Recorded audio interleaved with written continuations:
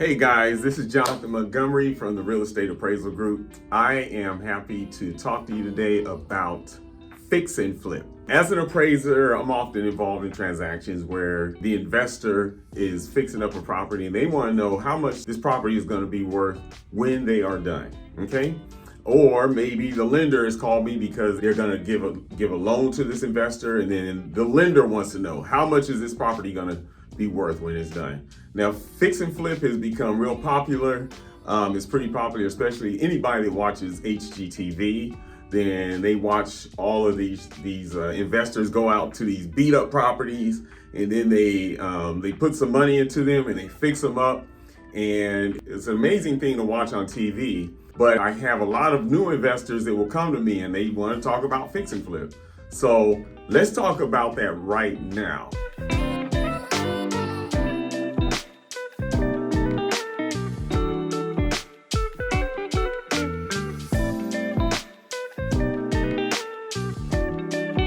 But first, do me a favor.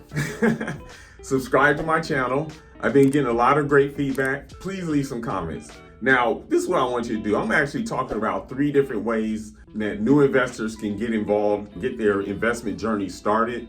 As an appraiser, I usually am right there at the pivot point, right? I'm the hinge of their transaction. And I get involved in these transactions and I see where investors make mistakes and where they are successful. And so I'm discussing 3 of the ways that I've seen investors become successful, okay? And then later, I'm gonna share with you the one strategy that I see works most often, but you'll see that in later videos. But in order to find out, you gotta subscribe to my channel and hit the bell icon. That way you'll get notifications when my next videos come out, okay? So let's talk about fix and flip. Now, fixing and flipping it's kind of standard, pretty straightforward, but for the most part, it's when an investor will go in and they will find a property that needs to be repaired. And that could be, the repairs could be anywhere from just, painting and cleaning up the place, or where they have to do a full renovation, okay? I've seen all of them. Now, there are some things that you want to be careful about when you are considering doing a fix and flip. The first thing that you really need to be careful about is determining the value of that property when the project is complete. This is where I see the biggest mistake that investors make. We call this the ARV, which is basically the after repair value or the after renovation value, ARV. Now, the mistake that I see investors make is that they overestimate what that value will be. And the reason is because they have chosen comps, and it's real easy because, I buy investment property as well, and there's something in your head where you want to be a little bit more optimistic. And so you're hoping that your value is going to be higher. So when you're choosing comps, you have a tendency to choose the comps that are the highest that support your projected value. And that might be because maybe the comps are too small, or what I often find is that the comps are really not in that market area. They've stretched the boundaries out a little bit too far. They might hear the lender guidelines that you can go out a mile for comps, and so then they will go out a mile for comps when they really shouldn't. You want to find the comps that have been renovated and they are in the same neighborhood as the subject property. And sometimes you even have to dial in a little bit closer, because if you're like in an urban area, even being in the same neighborhood might be too much. You might want to determine what is really going on within a few blocks of your subject property and see if it makes sense to improve this house. That's where you want to determine your after repair value. Now, the cool thing is, what I often suggest is just be conservative with your ARV. You don't have to shoot for the moon. If you're just conservative, and then at the end of the day, when you go to sell your property, if you can get higher, then that's good. That's a bonus for you. But at least, because the goal, if you're doing a fix and flip, you don't want to be holding on to that property. Now, the other thing you want to be careful of is estimating your repair cost and your holding costs. If you are doing, most of the time when I see, a fix and flip investor, they are often using a hard money loan or some private lender. And there may be a monthly payment that they have to make. So, when you're calculating your value and when you're doing your calculations, how much it's going to cost, you need to take into account how long you may end up holding that property. So, if you have a contractor and he tells you it's going to take you about 1 month or 2 months to fix up this property, or 3 months, add a couple of months in there, because things do happen. You may have to make another payment.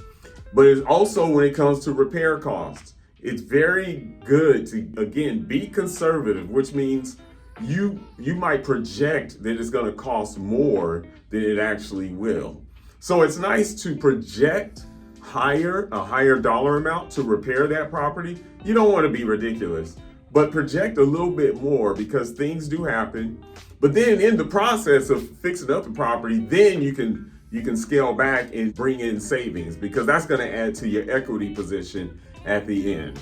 So again, repair costs, renovation costs, holding costs, I kind of bundle all that in together. But you want to estimate in a reasonable amount. Don't think that you can get something done. I've made that mistake before. I remember we have a property and I estimated that it's going to cost about $20,000 to furnish this place. This is on a short-term rental, and it costs a whole lot more than that. But it was worth it. It was worth the investment. But what I'm getting at is, you want to make sure that you don't make that mistake, because I see that happen quite often as well. And then the last thing that you want to be careful of or be aware of, and this is something I think that a lot of fix and flip investors or new investors overestimate, because what's going on is they're thinking, well, I can make a big boatload of money real quick, and then I can go on to other projects or other investment strategies. But what they don't take into account is the capital gains tax that you will incur if you hold that property for a short period of time. Now, I'm not a CPA, so I would advise you to please talk to a CPA about this. However, this is common knowledge, okay? Just general knowledge. You gotta calculate your capital gains tax. And it's a significant amount. It's not 5 or 10% of what you earn. It's gonna be a lot more, maybe 10, 20, 30, 40%. It could be even higher, okay? Again, talk to your CPA. Because when you're determining this project and when you're running your numbers and doing your underwriting on this, then you wanna know how much are you gonna earn at the end of this project. It'll help you decide whether or not it's worth going into that project or using a fix and flip strategy. For example, I remember one of the first properties that we did, and this is back in Colorado, my wife and I, we did a fix and flip, and it wasn't gonna take us that long. I think in about 6 weeks, we bought this property and then we flipped it, okay? Well, our estimated profit was gonna be about $15,000, okay? Which wasn't too bad, for 6 weeks is our first time doing a fix and flip, yada, yada.